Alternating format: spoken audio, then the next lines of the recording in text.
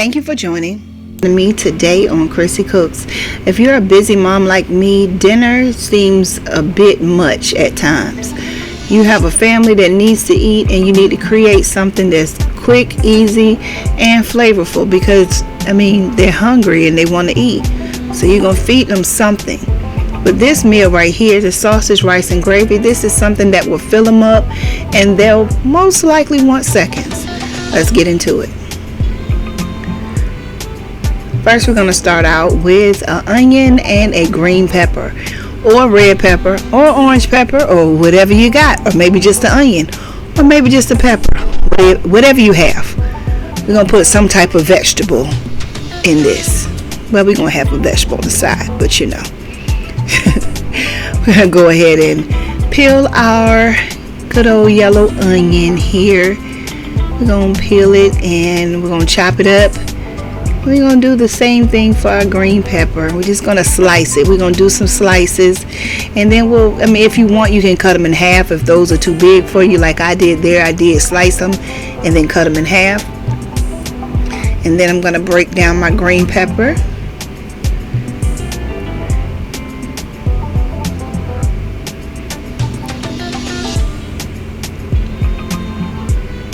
I'm going to slice that green pepper up. And I'm going to cut those slices in half too.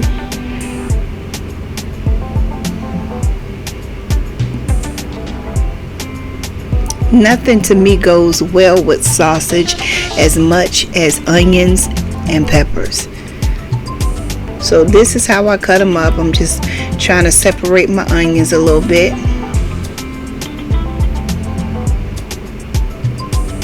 Just like that.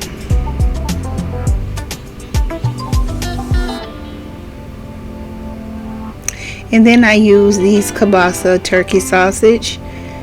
Yeah, we don't eat pork, so usually it's going to be chicken, fish, turkey, or some sort. So I went ahead and chopped those sausage up into little bite-sized pieces. Yep, and that was 2 packs of those sausages. And we have our cast iron skillet over there, and I put a little oil in there. We're going to go ahead and we're going to empty the onions, peppers, and sausage and give them a good cook. We're going to cook down mainly what we're doing is we're cooking down the onions and the peppers. The sausage, as you know, kielbasa sausage is already cooked. We're just going to warm it through so that it can release some of those flavorful juices, and we'll use those flavorful juices later in our gravy. So you go ahead and cook them down until your onions and peppers are at your desired doneness. You can go ahead and start seasoning here. I'm just gonna do the usual. You have to put your onion powder, your garlic powder, and a little bit of pepper, and if you want, I went ahead and used some all-purpose seasoning as well, just a little bit. You don't need much, especially if it has salt in it. You just need a little bit because your sausage and an ingredient that you're going to use for your gravy already has salt in it. So don't go too overboard. Go ahead and season it a little bit now, and then before you serve, make sure you taste it. Make sure it tastes the way you want it to taste. So I'm just going to go ahead and kind of mix these seasonings in while the onions and peppers and sausage is cooking. And like I said, we're going to cook it down to our desired doneness. Some people like for the onions and peppers to have a little bit of bite to them. Not me. I really want mine to be soft. Now I went ahead and cooked them down, and I went ahead and took them out. Y'all don't talk about my spoon. I just grabbed a mixing spoon and shook a couple of tablespoons of flour. I didn't use that whole spoon, by the way. There's no way I could have used all that flour, but I shook a couple of tablespoons of flour into my grease, and I'm going to go ahead and mix that around. Make sure I'm breaking up all of those clumps. And you're going to want to mix your gravy a couple of times. You don't have to constantly stir, but you want to stir a little bit and let it brown a little bit. Now what I'm doing off to the side is I'm using my chicken bouillon to make some bouillon to go in as the liquid into my gravy. So what you're going to do is you're going to go ahead and get your whisk. To make gravy, to make it perfect, you guys, you must have a whisk. Some people old school may say, no, you don't need that, you don't need this, you don't need that. But to somebody who's not used to making gravy all the time, a whisk will be your best friend. Now, I make gravy all the time. I can make it with a spoon, a fork, or whatever. But if this is your first time making gravy, get you a whisk. The whisk will save your life.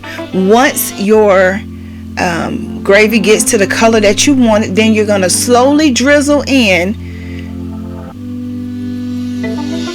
Once it gets to the color that you want it, you're going to slowly drizzle in your liquid of choice. I chose chicken broth. You can definitely use beef broth, whatever you have on hand. And even if you don't have either one, you can use water. I would suggest warm water. But if you don't have either one of those, go ahead and use what you have. So I had some bouillon powder and I made me some chicken broth, and I went ahead and mixed that in. You're going to go ahead, when you drizzle it in, you're going to pour it slowly and you're going to mix vigorously. That way it doesn't tighten up on you and cause a whole lot of lumps. So you use your whisk to go around the edges, make sure there's no flour pockets on the edge, and just go mix it. Just mix it on up. And if you find that the gravy is just a little bit too thick and you use broth, use some water just to thin it. I think that was probably about 1/4 cup of water just to thin it to where I wanted it to be. And yeah, probably 1/2 cup. I think it was 1/4 cups of water to get it to the desired thickness that I want. Some people like thicker gravy. I like mine to be not too thick and not too thin. I like it to be velvety smooth. Once I mix it up and once you let it simmer for a little bit right here, it becomes velvety smooth. And then once you get your gravy all mixed up and nice, now it's time for you to put everybody in the pool. It's going to simmer a little bit, and you're going to go ahead and add your sausage and peppers and onions to your gravy. And I mean everything, even the juices that's in the bottom of the container that you held them in, pour those in there too. That's flavor, baby. Pour it in there.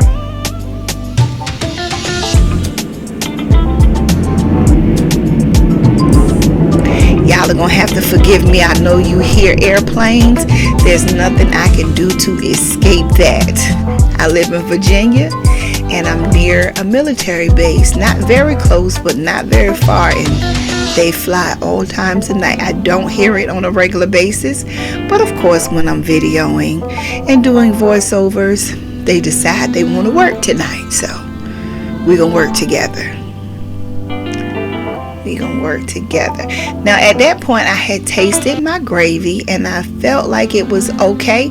I just added a little bit of all-purpose seasoning, not much, and I'm just cracking some black pepper in there, and that's it. It's perfect, you guys.